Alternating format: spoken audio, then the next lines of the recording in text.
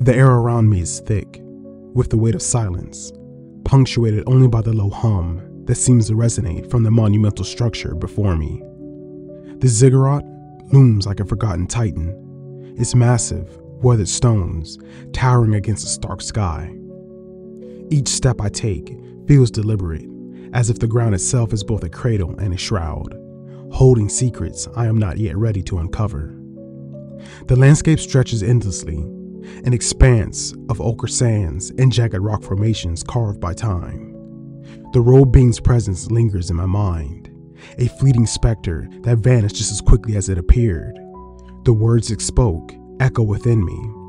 You are in Sirius B's sister system. Those words roll around my consciousness like a riddle, a key to a door that remains stubbornly closed. I take a moment to absorb my surroundings. The ziggurat, with its steeply terraced layers, appears to have been built with an intent that transcends mere function. Symbols, worn yet vivid, adorn its surface, hinting at a civilization that once thrived here, one that understood the cosmos in ways I can barely fathom. The low hum grows louder as I approach, vibrating through my bones, drawing me closer like a moth to a flame. As I step onto the first tier, the air grows cooler, a contrast to the oppressive heat of the open desert. My fingers brush against the stone, feeling the grooves and patterns that tell stories of a time long past. I wonder who walked these steps before me. Were they explorers like I am now, or did they come seeking something more profound? I can almost hear the whispers carried on the wind, tales of triumph and tragedy woven in the fabric of this place. The ziggurat's entrance gapes open like a mouth, inviting yet foreboding. Shadows dance along the walls, and I can see faint traces of light flickering within, as if the heart of the structure beats with a life of its own. I step over the threshold, the hum intensifying, wrapping around me like a cloak, filling my ears with a promise of discovery. Inside, the atmosphere shifts palpably. The stone is cool against my skin, and the air is thick with the scent of ancient dust mixed with something else. Something metallic, alive. Strange machines, partially embedded in the walls, pulse rhythmically, their purpose elusive. I move deeper, curiosity battling with caution, each footfall echoing in the vastness. What civilization built this? What knowledge did they possess?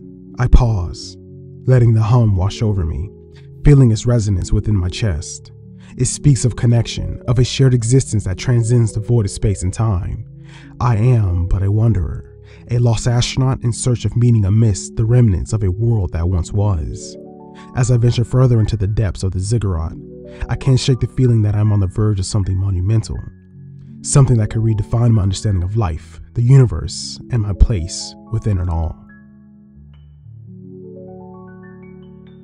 As I step through the colossal entrance of the ziggurat, a rush of disbelief washes over me. I can't believe it. The sheer size of the structure is staggering. It looms like an ancient giant, its walls stretching far beyond what I thought possible. Inside, the atmosphere shifts dramatically. Sunlight filters through gaps in the stone, casting a warm golden hue over everything. My heart races as I take in the scene before me. What I see is nothing short of breathtaking. The interior of the ziggurat is not merely a hollow shell. It is a thriving civilization, a labyrinth of homes stacked upon one another, in a dizzying array of architectural marvels. Each level seems to breathe with life. The sounds of past voices and laughter are echoing around me, creating a melody that reverberates off the walls. It is as if I have stumbled upon a hidden world untouched by time. The homes are expertly crafted, some ornate with intricate carvings, others more modest yet equally charming. They cling to one another, forming a cascading effect that draws the eyes upward, revealing layer upon layer of this vibrant community.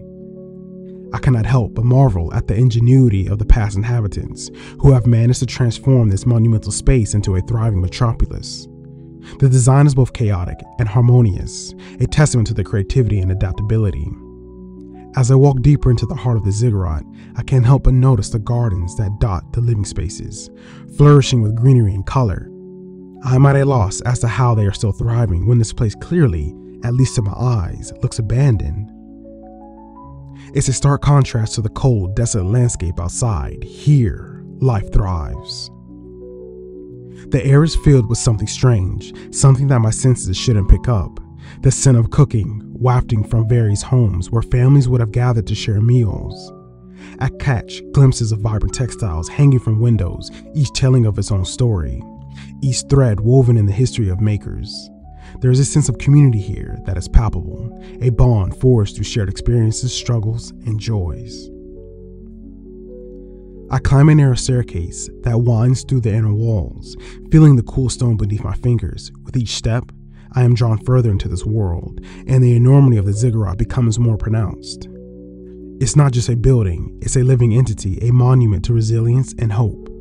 I find myself wondering how long this place has stood, how many walked these paths before me.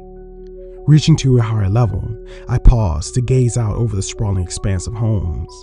The view is mesmerizing, a tapestry of life unfolding before my eyes. I feel a strange sense of belonging, despite being lost and far from home.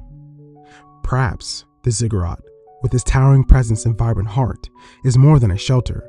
It's a sanctuary, a reminder that even in isolation, life can thrive in extraordinary ways. As I continue my ascent up the seemingly endless staircase of stacked homes within the massive Ziggurat, the air grows thicker with a mix of dust and anticipation. Each step reverberates with the echoes of civilization long gone, the walls whispering stories of a time when the stars were within reach. The structure looms above me, a testament to ingenuity and ambition, its silhouette cutting sharply against the dusky sky. As I reach a landing, I notice a flickering light emanating from one of the homes. Intrigued, I approach cautiously, each footfall echoing softly in the silence.